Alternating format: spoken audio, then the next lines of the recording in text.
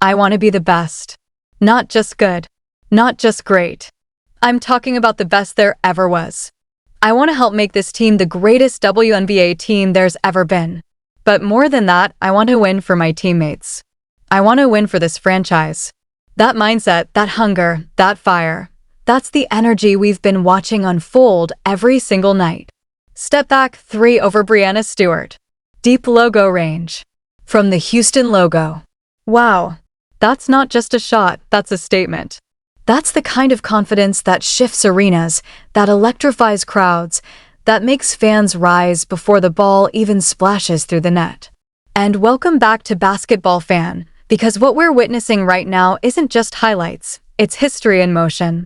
We've got major news, and when I say major, I mean the kind of development that changes the entire conversation around the league. The Caitlin Clark effect has officially translated into something tangible. For months, people debated it. Was the hype real? Would it last? Could one player truly shift the economics of a professional league? Social media argued nonstop. Analysts split into camps. Fans went back and forth. But numbers don't argue. Numbers don't take sides. They show up in black and white, and they tell the story clearly. And the story that's coming out now is exactly what many of us predicted. Star power moves the needle. Packed arenas. Sell-out road games whenever the Indiana Fever come to town.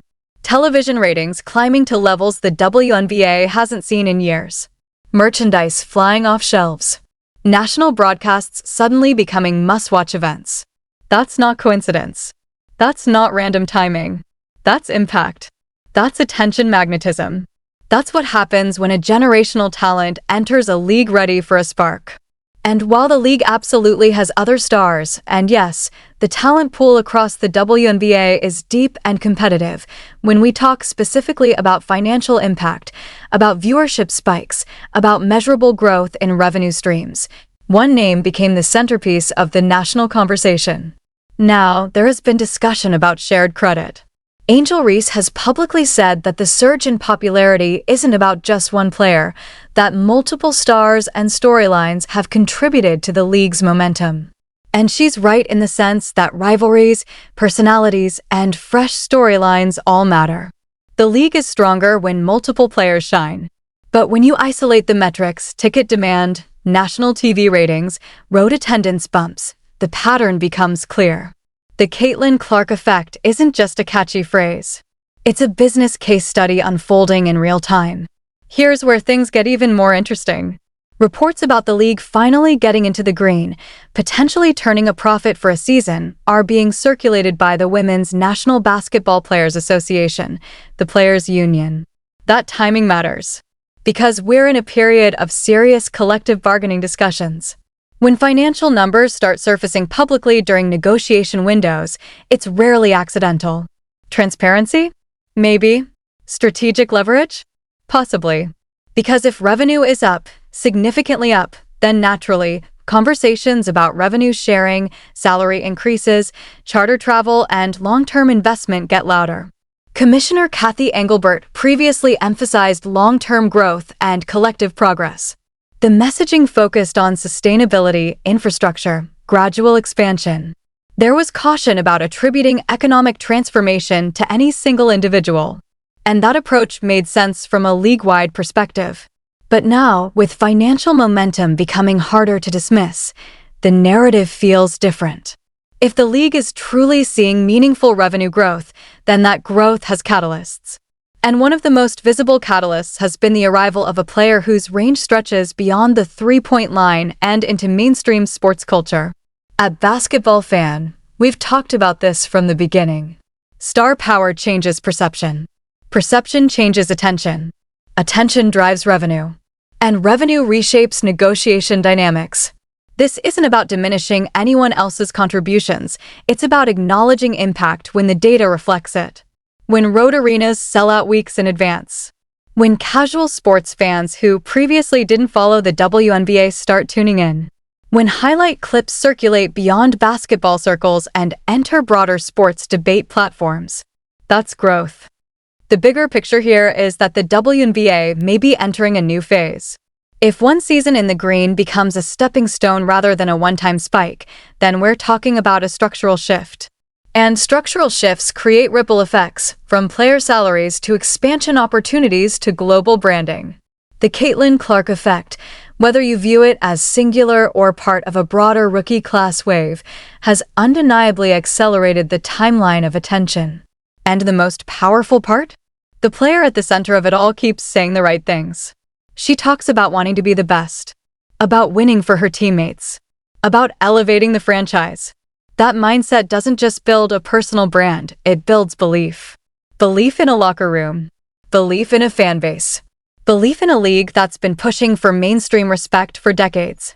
So yes, the conversations are shifting. The numbers are speaking. The negotiations are intensifying. And the spotlight is brighter than ever. The question now isn't whether the impact was real. The question is what happens next. Does this momentum solidify into sustained growth? Do players secure a larger share of the revenue they're helping generate? Does the league capitalize fully on this surge? One thing is certain. The conversation around the WNBA has changed. And here at Basketball Fan, we're going to keep breaking it all down as it unfolds. And if money was made, then the next logical step is simple. Players are going to ask for a bigger slice of the pie. That's not controversial. That's business. That's negotiation. That's how professional sports have always worked. When revenue rises, labor wants its share. But here's the real question that keeps floating around and that many people still hesitate to answer directly. Would this spike have happened at this level without Caitlin Clark? Would the surge in national attention, the sponsorship buzz, the record-breaking crowds, and the sellout road arenas have materialized the same way? Because whether people are comfortable admitting it or not, one name became the engine behind the momentum. And now that financial proof is beginning to surface, the power dynamic across the league may be shifting in real time. This isn't just hype anymore. This isn't social media noise. This is numbers, and numbers change everything. Reports now indicate that the WNBA generated enough revenue in 2025 to trigger revenue sharing for players for the first time in league history. Let that sink in. For the first time ever, players are receiving a direct cut tied to league profitability. All 13 teams are set to receive a combined $8 million to distribute among players. That's a landmark development. And on top of that, union leadership has announced plans to distribute approximately $25 million in licensing revenue generated since 2020, money from jersey sales, trading cards, video games, and other merchandise streams. That pool is expected to be shared by June 1st. This isn't theoretical growth.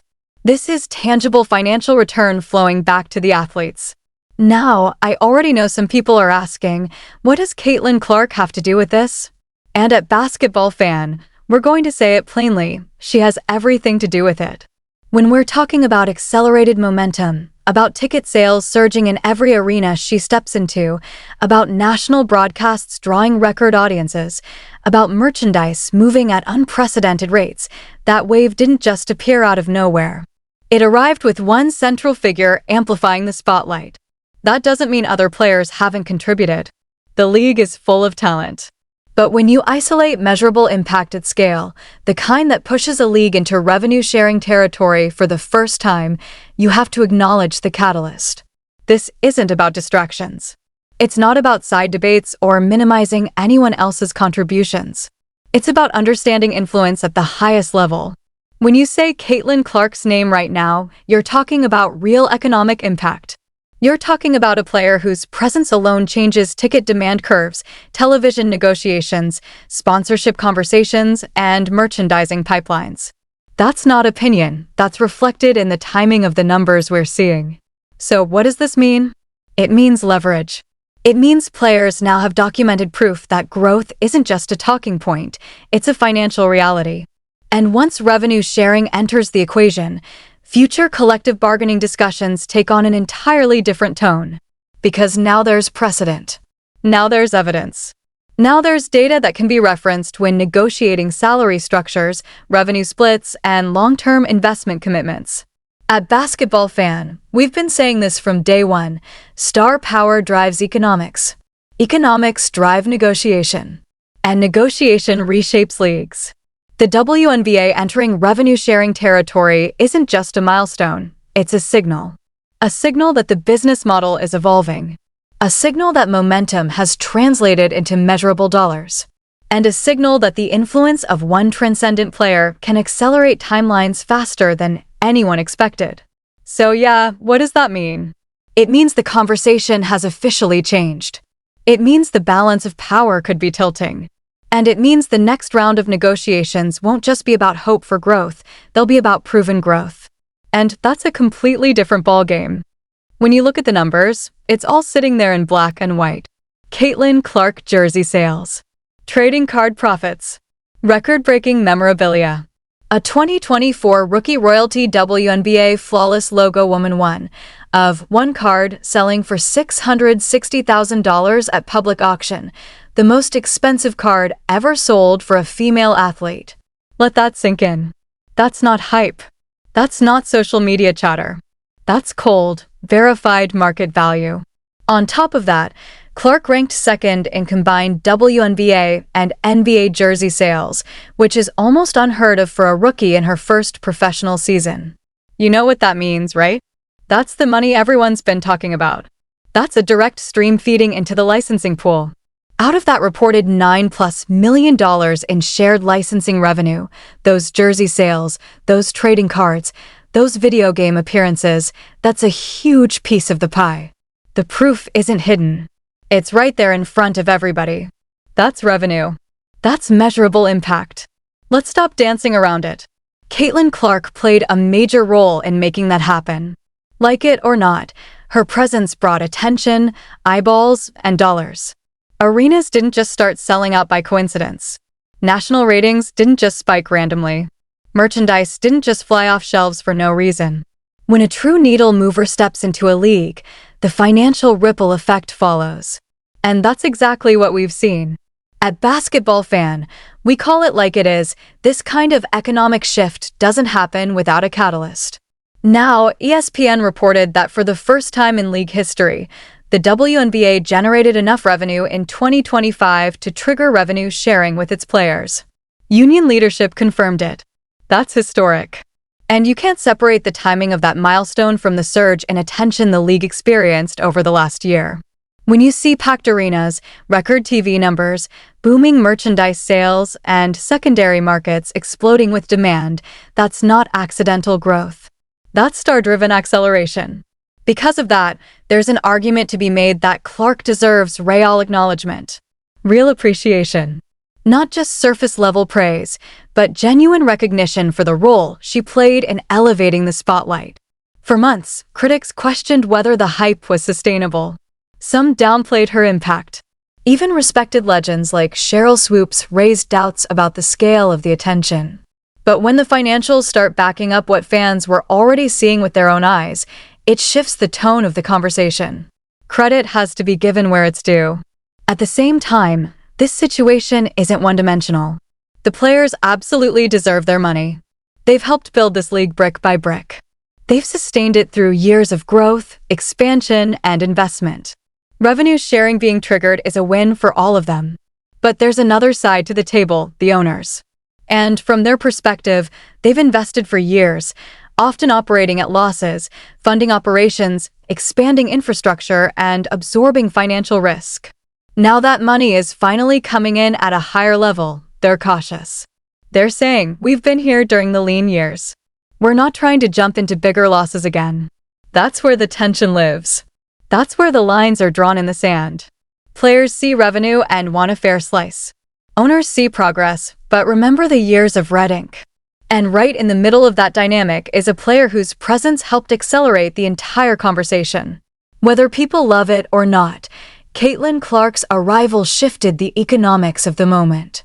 At Basketball Fan, we're watching this closely because this isn't just about one season. This is about leverage, precedent, and future negotiations. The numbers are speaking now. The question is how the league balances appreciation, fairness, and long-term sustainability moving forward. When you really step back and look at the situation, the bigger question becomes this: can the players afford to jeopardize a season right now? Look at what has been built. Look at the momentum. Look at everything happening across the sports world. The WNBA is finally seeing real financial movement, real growth, real benchmarks being hit. But negotiations always come with tension. On one side, you have the players, the public faces, the stars, the athletes putting their bodies on the line, trying to maximize this moment and secure long-term financial security. On the other side, you have the owners, largely behind the scenes, not in the public spotlight, investors who have reportedly absorbed losses over the years and who may now be cautious about expanding expenses too quickly. From their perspective, they could say, "We've invested for years. We finally see progress. We're not trying to slide backward."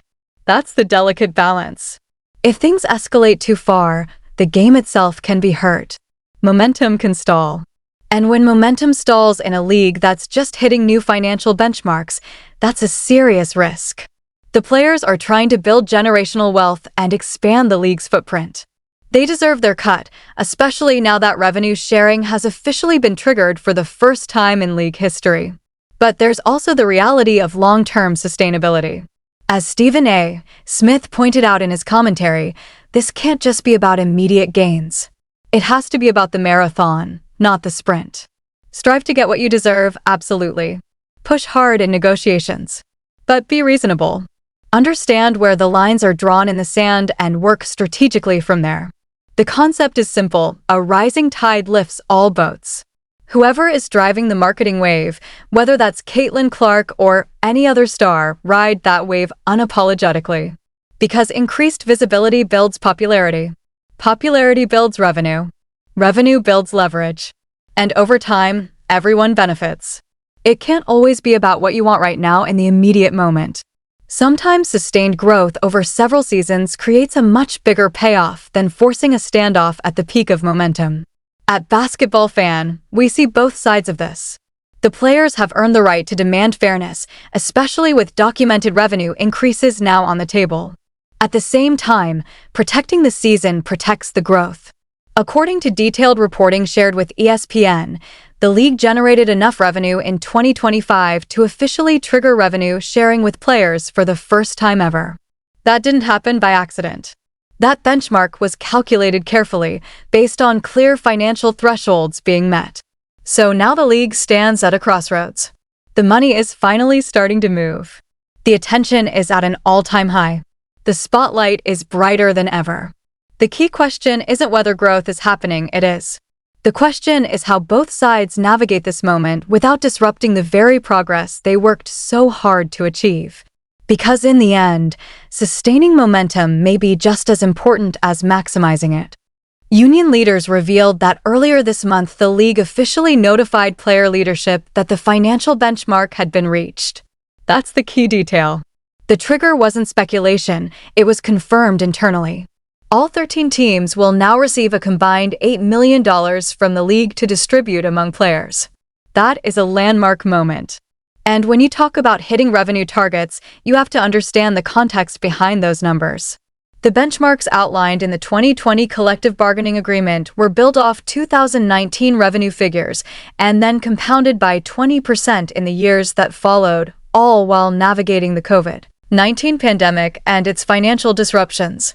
Those projections and thresholds were established before Caitlin Clark ever stepped foot in the WNBA. Under the 2020 CBA structure, players receive 50% of the defined revenue share above the agreed-upon threshold, minus 30% allocated for expenses. So, for the first time in league history, players are about to see direct additional compensation tied specifically to league growth. That's not symbolic, that's structural change. And whether people want to acknowledge it or not, the dramatic surge in visibility, ticket sales, national ratings, and sponsorship energy has coincided directly with Clark's arrival. You can debate percentages of credit all day. You can point to broader rookie classes, rivalries, marketing strategies, and long-term investment. But timing speaks loudly. The moment the spotlight intensified, so did the financial acceleration. At Basketball Fan, we always look at patterns, and the pattern here is clear. Nneka Agwamike, president of the Women's National Basketball Players Association, addressed the situation by emphasizing that the union has grown stronger in recent years and has strategically packaged players' name, image, and likeness rights collectively to maximize value. She reinforced that the union exists to represent every player and that participating in the league's growth is a positive and necessary evolution. At the same time, negotiations for a new CBA set to begin with the 2026 season are already underway. Reports indicate that the latest proposal includes players seeking 27.5% of certain defined revenue categories. That's significant. It shows confidence. It shows leverage. Agwamike also made it clear that no one wants a strike or a work stoppage. Nobody benefits from shutting down a season, especially during a period of upward momentum.